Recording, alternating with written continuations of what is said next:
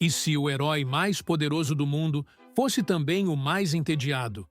E se a força absoluta, aquela que todos nós sonhamos em ter, fosse justamente a causa de um vazio existencial profundo? Saitama, o homem que derrotou todos os seus inimigos com um único soco, carrega uma lição que os filósofos estoicos entenderiam perfeitamente, mas que ele mesmo parece não compreender por completo. Antes de mergulharmos nessa análise, deixa seu like nesse vídeo e se inscreve no canal para não perder nenhum conteúdo sobre filosofia, cultura pop e reflexões que vão transformar a forma como você enxerga o mundo. Saitama é o protagonista de One Punch Man, uma obra criada por One que começou como um webcomic simples e se transformou em um dos fenômenos mais interessantes do entretenimento japonês. A premissa é absurdamente simples e, ao mesmo tempo, genial. Saitama é um homem comum que decidiu se tornar herói por hobby. Ele treinou durante 3 anos com uma rotina que ele mesmo descreve como básica: 100 flexões, 100 abdominais, 100 agachamentos e 10 quilômetros de corrida todos os dias, sem ar-condicionado no verão e sem aquecedor no inverno. O resultado foi algo que ninguém esperava, nem mesmo ele. Saitama se tornou tão forte que nenhum oponente consegue resistir a um único soco seu. Monstros cósmicos, ameaças que poderiam destruir planetas, vilões com poderes inimagináveis, todos caem com um golpe. E é exatamente aí que mora o problema. Saitama alcançou o topo absoluto do poder e descobriu que não havia nada lá. Nenhum desafio, nenhuma emoção, nenhum sentido. Ele venceu o jogo da vida e percebeu que vencer não era tão satisfatório quanto imaginava. Essa condição de Saitama nos leva diretamente ao coração da filosofia estoica, mas de uma forma que poucos percebem à primeira vista. Os estoicos, especialmente Marco Aurélio, Sêneca e Epicteto, dedicaram suas vidas a entender como viver bem, independentemente das circunstâncias externas. Eles ensinavam que a felicidade verdadeira não vem de conquistas, posses ou reconhecimento, mas de uma vida alinhada com a virtude e com a aceitação do que não podemos controlar. Saitama, sem saber, vive alguns desses princípios de forma quase instintiva. Mas ele também falha em outros aspectos fundamentais, e é justamente nessa tensão entre acerto e erro que encontramos as lições mais valiosas. O controle emocional de Saitama é, talvez, sua característica mais marcante e também a mais estoica. Enquanto outros heróis se desesperam diante de ameaças apocalípticas, enquanto vilões fazem discursos grandiosos sobre destruição e poder, Saitama permanece inabalável. Sua expressão facial raramente muda. Ele não demonstra medo, raiva ou excitação diante do perigo. Quando um monstro ameaça destruir uma cidade inteira, Saitama boceja. Quando um inimigo revela um plano para dominar o universo, Saitama pergunta se vai demorar muito porque ele tem uma promoção no supermercado para aproveitar. Essa aparente indiferença pode parecer comédia, e de fato é parte do humor da obra, mas ela carrega uma verdade profunda que os estoicos reconheceriam imediatamente.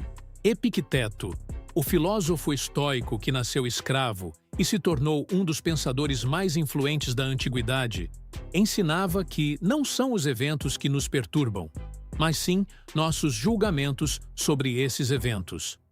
Um monstro gigante atacando a cidade é apenas um evento. O pânico, o desespero, o medo paralisante, tudo isso vem dos julgamentos que fazemos sobre o evento. Saitama, por ter poder absoluto, não julga essas situações como ameaçadoras. Para ele, um monstro cósmico é tão perigoso quanto uma mosca irritante. E essa perspectiva, embora nascida de sua força descomunal, ilustra perfeitamente o princípio estoico de que nossa reação emocional depende de como interpretamos a realidade, não da realidade em si. Mas aqui precisamos ser críticos. O controle emocional de Saitama não é resultado de sabedoria ou prática filosófica. Ele não medita sobre a natureza das coisas, não reflete sobre o que está ou não sob seu controle, não cultiva virtudes conscientemente. Seu desapego emocional é consequência direta de sua invencibilidade. Ele não tem medo porque não há nada que possa machucá-lo. Ele não sente raiva porque nenhum oponente representa um desafio real. Isso é fundamentalmente diferente do controle emocional estoico, que é conquistado através de disciplina mental e reflexão constante. Marco Aurélio, mesmo sendo imperador de Roma e tendo poder sobre milhões de pessoas, ainda lutava diariamente contra suas próprias emoções. Ele escrevia em seu diário pessoal, que hoje conhecemos como meditações, lembretes para si mesmo sobre como manter a calma, como não se deixar levar pela raiva, como aceitar as adversidades. O controle emocional estoico é uma conquista árdua, não um efeito colateral de ser invencível. Isso nos leva a uma reflexão importante. Quantas vezes confundimos indiferença com sabedoria? Quantas vezes achamos que alguém é emocionalmente maduro simplesmente porque não demonstra reações, quando, na verdade, essa pessoa pode estar desconectada, entorpecida ou simplesmente não se importando? O verdadeiro controle emocional estoico não é a ausência de emoções, é a capacidade de sentir sem ser dominado pelo sentimento. É reconhecer a raiva surgindo e escolher não agir por impulso. É sentir o medo e ainda assim fazer o que precisa ser feito. Saitama não faz essa escolha porque não há escolha a ser feita. Ele simplesmente não sente porque não há estímulo suficiente para provocar emoção. Isso o torna um exemplo imperfeito, mas justamente por isso, um exemplo mais útil para nós que não somos invencíveis. Quando analisamos o propósito e a missão de Saitama, encontramos outro ponto de tensão interessante com a filosofia estoica.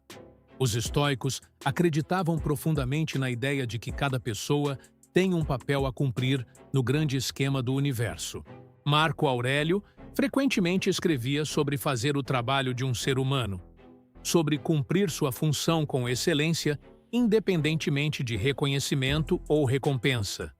Sêneca falava sobre viver de acordo com a natureza, o que para os estoicos significava viver de acordo com a razão e contribuir para o bem comum. Saitama decidiu se tornar herói por hobby. Essa motivação inicial parece superficial, quase frívola. Ele não tinha um trauma profundo, não perdeu a família para criminosos, não recebeu um chamado divino.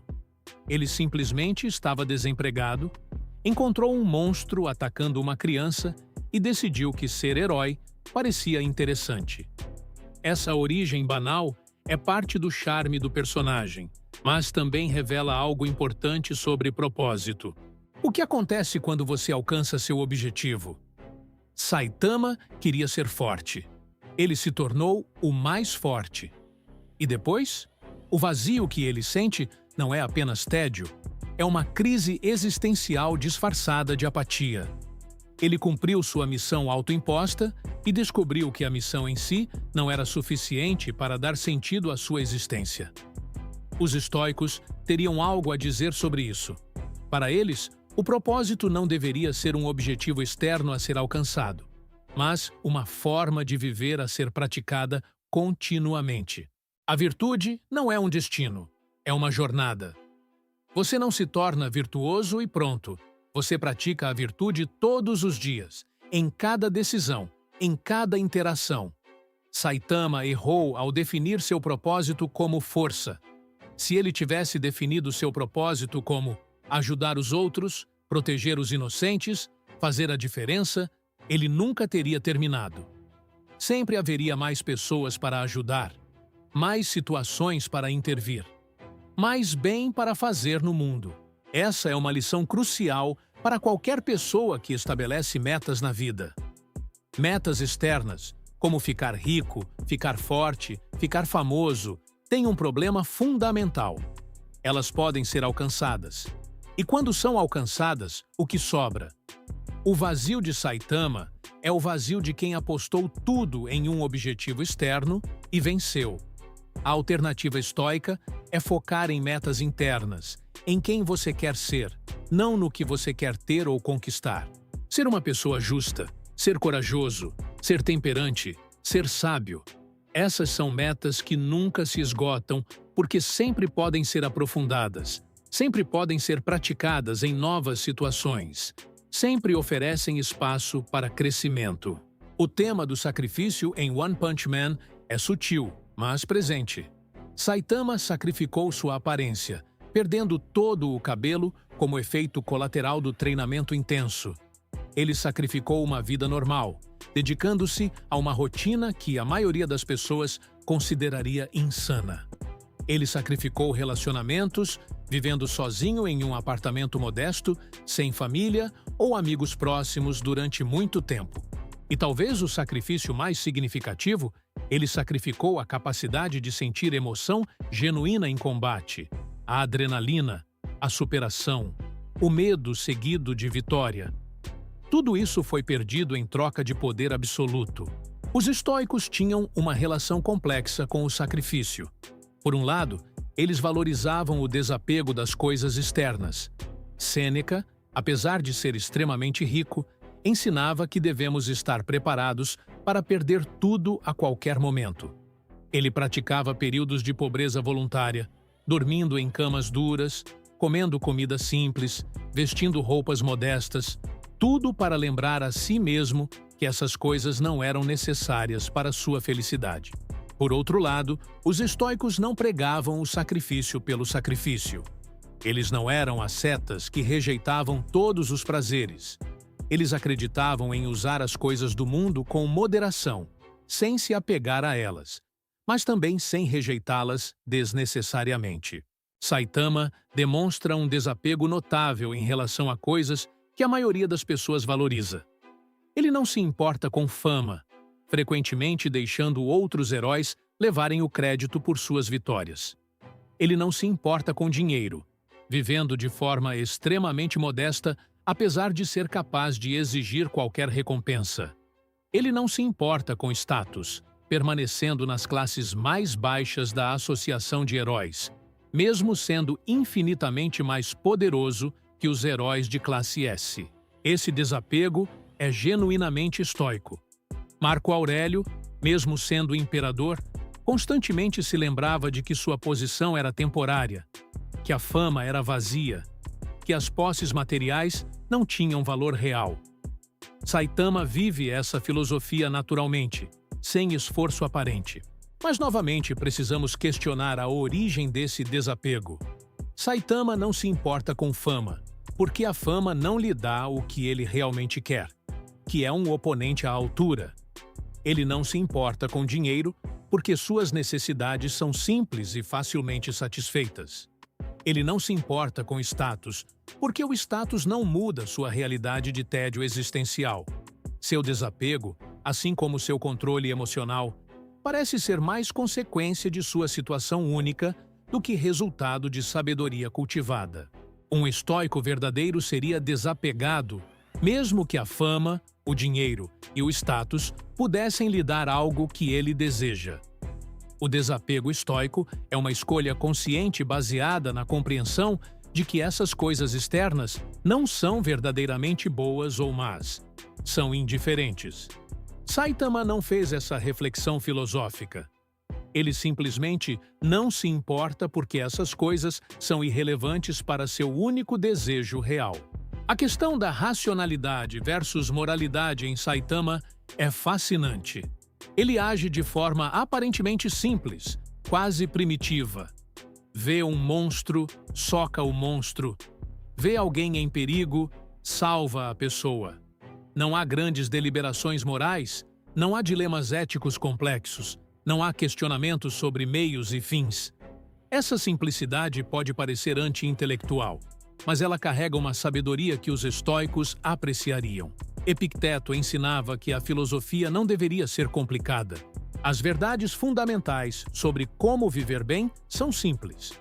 O difícil não é entendê-las, é praticá-las. Saitama não teoriza sobre o bem. Ele simplesmente faz o bem. Ele não debate sobre a natureza da justiça. Ele age de forma justa. Essa ação direta, sem paralisia por análise, é algo que muitos filósofos de poltrona poderiam aprender. No entanto, a simplicidade de Saitama também tem seus limites. Existem situações na vida, e certamente existem situações em One Punch Man, onde a resposta certa não é óbvia. Onde socar o problema não resolve. Onde é preciso pensar, ponderar, considerar consequências. Saitama raramente enfrenta esses dilemas porque sua força resolve quase tudo. Mas nós, que não temos um soco capaz de resolver nossos problemas, precisamos da reflexão racional que os estoicos tanto valorizavam. Marco Aurélio passava horas refletindo sobre suas decisões, sobre as consequências de suas ações, sobre como ser um governante justo em situações onde não havia respostas fáceis. Essa reflexão profunda é parte essencial da vida estoica, e é algo que Saitama não demonstra com frequência. Há um aspecto de Saitama que merece atenção especial: sua relação com Genos. Genos é um ciborgue que se tornou discípulo de Saitama após testemunhar seu poder incrível. Ele segue Saitama devotamente, tentando aprender seus segredos, tentando se tornar mais forte. E Saitama, de forma quase acidental, se torna um mentor. Essa relação ilustra um princípio estoico importante: a ideia de que ensinar é uma das melhores formas de aprender e de encontrar propósito. Sêneca escreveu extensivamente sobre a importância de ter tanto mestres quanto discípulos. Aprendemos com aqueles que vieram antes de nós e ensinamos aqueles que vêm depois. Esse ciclo de conhecimento e sabedoria é parte do que dá sentido à existência humana. Saitama, ao aceitar Genos como discípulo, mesmo que de forma relutante, encontra um propósito que vai além de simplesmente derrotar monstros. Ele tem alguém que depende dele, alguém para quem suas palavras e ações importam, alguém que o vê não apenas como uma arma, mas como um mestre. Interessantemente, Saitama é um péssimo professor no sentido tradicional. Ele não consegue explicar como ficou tão forte, não tem técnicas para ensinar, não oferece treinamentos estruturados, mas ele ensina pelo exemplo. Ele demonstra o que significa ser herói, não através de discursos, mas através de ações. E talvez essa seja a forma mais estoica de ensinar. Os estoicos acreditavam que a filosofia deveria ser vivida, não apenas discutida. De que adianta conhecer todos os princípios estoicos se você não os pratica? Saitama, sem conhecer nenhum princípio filosófico, vive muitos deles. E Genos, observando-o, aprende mais do que aprenderia em qualquer aula teórica. O tédio de Saitama é, paradoxalmente, tanto seu maior afastamento do estoicismo quanto sua maior oportunidade de crescimento estoico. Os estoicos ensinavam que devemos aceitar a realidade como ela é, não como gostaríamos que fosse. Saitama claramente não aceita sua realidade. Ele deseja um oponente forte. Ele anseia por um desafio. Ele sofre com a ausência de emoção em suas lutas. Esse desejo por algo que não tem é a fonte de seu sofrimento. E os estoicos identificariam isso imediatamente como um apego a coisas externas. Se Saitama pudesse aceitar que nunca encontrará um oponente à altura, se pudesse encontrar satisfação em outros aspectos da vida, se pudesse redirecionar sua busca por significado para algo que está sob seu controle, ele encontraria a paz que os estoicos prometem. Mas ele não faz isso. Ele continua buscando, continua esperando, continua sofrendo com a ausência do que deseja. Isso nos ensina algo valioso. Mesmo pessoas extraordinárias, mesmo aqueles que parecem ter tudo, podem sofrer por desejar o que não têm. A felicidade não está em ter mais, em ser mais forte, em conquistar mais. A felicidade está em querer o que você tem, em aceitar quem você é. em encontrar significado no presente em vez de buscá-lo em um futuro hipotético. Saitama tem poder infinito, mas não tem paz. E essa é talvez a lição mais importante que ele nos oferece, mesmo sem saber. Há momentos em One Punch Man onde vemos lampejos de algo mais profundo em Saitama. Quando ele encontra King, o herói que é considerado o mais forte do mundo, mas que na verdade é completamente comum e recebe crédito pelas vitórias de Saitama, vemos uma amizade genuína se formar. Saitama não se importa que King leve o crédito. Ele não sente ressentimento ou inveja. Ele simplesmente gosta da companhia de King, de jogar videogame com ele, de ter alguém com quem conversar. Essa capacidade de formar conexões genuínas, de valorizar a amizade pelo que ela é e não pelo que ela pode oferecer, é profundamente estoica. Os estoicos valorizavam a amizade como um dos poucos bens externos que tinham valor real. Não porque amigos são úteis, mas porque a amizade em si é uma expressão de virtude, de cuidado genuíno pelo bem-estar de outro ser humano. Quando refletimos sobre o que Saitama nos ensina sobre estoicismo, precisamos reconhecer que ele é um professor imperfeito. Ele não é um sábio estoico. Ele não pratica a filosofia conscientemente. Muitas de suas características aparentemente estoicas são, na verdade, consequências de sua situação única, não escolhas deliberadas. Mas é justamente essa imperfeição que o torna útil para nós. Nenhum de nós é um sábio estoico. Todos nós temos falhas, contradições, momentos de fraqueza.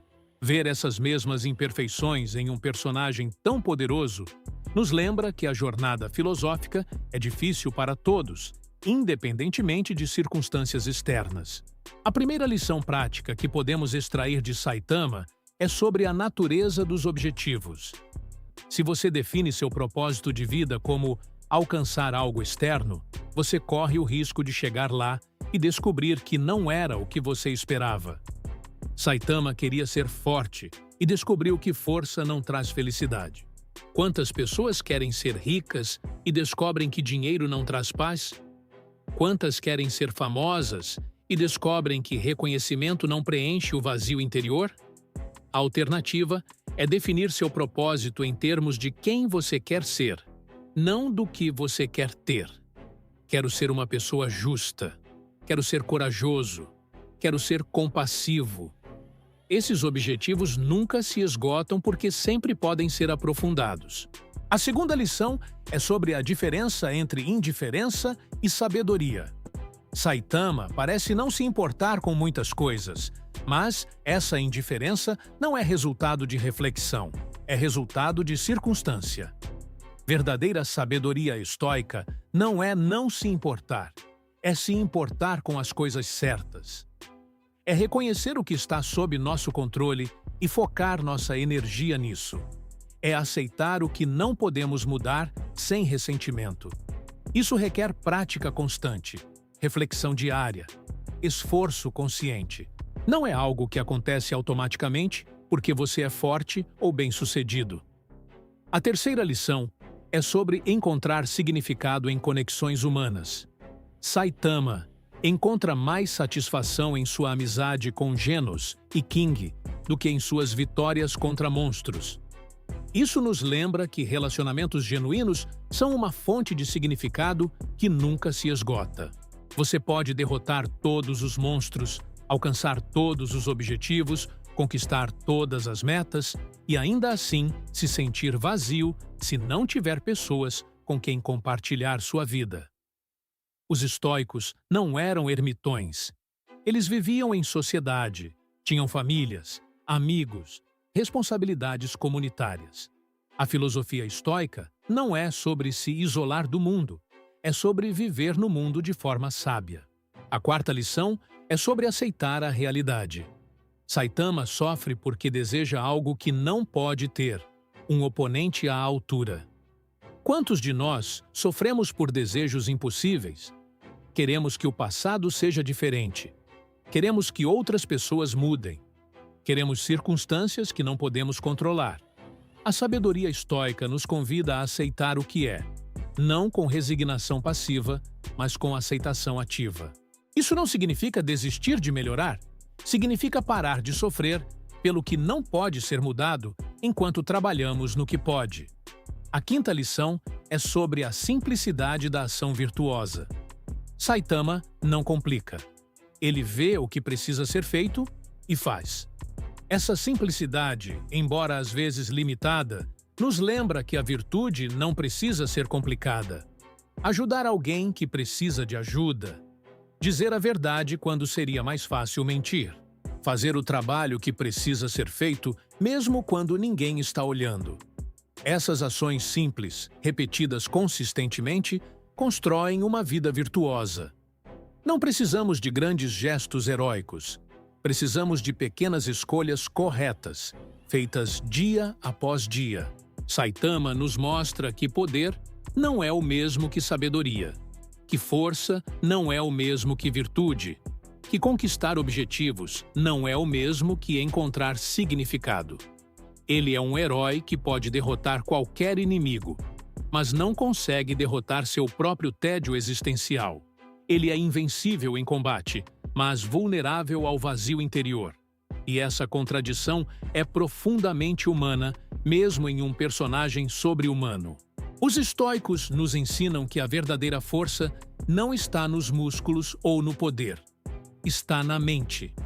Está na capacidade de manter a calma quando tudo ao redor é caos. Está na sabedoria de distinguir o que podemos controlar do que não podemos. Está na coragem de viver de acordo com nossos valores, mesmo quando é difícil. Está na justiça de tratar os outros com dignidade e respeito. Está na temperança de não ser dominado por desejos e impulsos. Saitama tem força física infinita, mas sua força interior ainda está em desenvolvimento. E talvez seja por isso que sua jornada continua, não em busca de um oponente mais forte, mas em busca de um eu mais completo. Quando você assistir One Punch Man novamente, olhe além da comédia e da ação. Veja um homem lutando não contra monstros, mas contra o vazio de uma vida sem propósito claro. Veja alguém que tem tudo o que achava que queria e descobriu que não era suficiente. Veja um espelho imperfeito, mas honesto, de nossas próprias buscas por significado. E pergunte a si mesmo: o que você está buscando? E quando encontrar, será suficiente? Ou você, como Saitama, descobrirá que a verdadeira jornada não é alcançar um destino, mas aprender a viver bem no caminho? A filosofia estoica não promete que você nunca sentirá tédio, tristeza ou frustração. Ela promete que você pode aprender a lidar com esses sentimentos de forma sábia. Que você pode encontrar significado não em circunstâncias externas, mas em como você escolhe viver. Que você pode ser invencível não no sentido de nunca ser derrotado, mas no sentido de nunca ser destruído por aquilo que não pode controlar. Saitama ainda não aprendeu essa lição completamente, mas ao observá-lo, ao analisar suas falhas e acertos, nós podemos aprender. E talvez essa seja a maior ironia de todas. O herói mais forte do mundo nos ensina mais sobre nossas fraquezas do que sobre nossa força. Se esse vídeo fez você pensar, se trouxe alguma reflexão nova sobre filosofia, sobre personagens que você ama, sobre sua própria vida, deixe nos comentários o nome de outras figuras que você gostaria de ver analisadas sob a ótica do estoicismo. Pode ser um personagem de anime, de filme, de série. Pode ser uma figura histórica, um filósofo, qualquer pessoa cuja jornada você acha que merece ser explorada. Sua sugestão pode se tornar o próximo vídeo do canal. E lembre-se, a filosofia não está apenas nos livros antigos, ela está em tudo ao nosso redor, esperando para ser descoberta por aqueles que têm olhos para ver.